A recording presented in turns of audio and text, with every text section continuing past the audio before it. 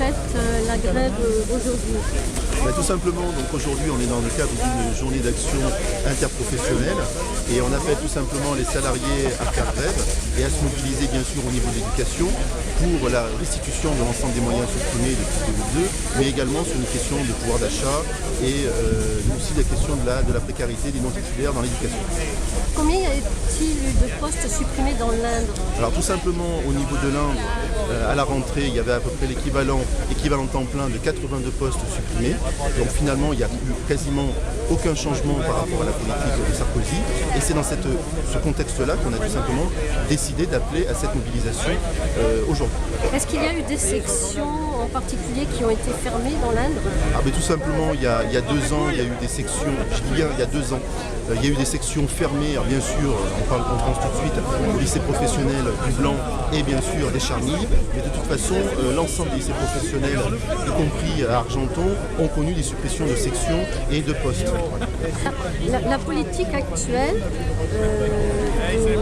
M. Peillon dit on va embaucher plus de 40 000 nouveaux professeurs. Qu'est-ce que vous en pensez? Alors le problème, c'est que c'est un effet d'annonce et il a été juste après en partie démenti par le Premier ministre. Donc nous, ce qu'on constate, c'est que réellement il y a un besoin de 22 000, il y a un besoin de 22 000 enseignants donc à la rentrée prochaine et il aurait annoncé donc 22 000 plus, on va dire une trentaine ou une quarantaine 40 000 enseignants en plus. Le problème, c'est qu'il a été démenti et réellement les créations de postes seraient vraiment en dessous de 10 000. Si on prend vraiment, là, on fait la différence entre le nombre de postes annoncés et les besoins réels pour que l'école fonctionne. Alors si je peux juste rebondir sur une chose, le problème, nous, ce qui nous pose un problème au niveau de la CGT, c'est qu'on annonce des créations de postes, d'accord, mais le problème, c'est que ces postes-là vont être récupérés sur d'autres fonctions publiques.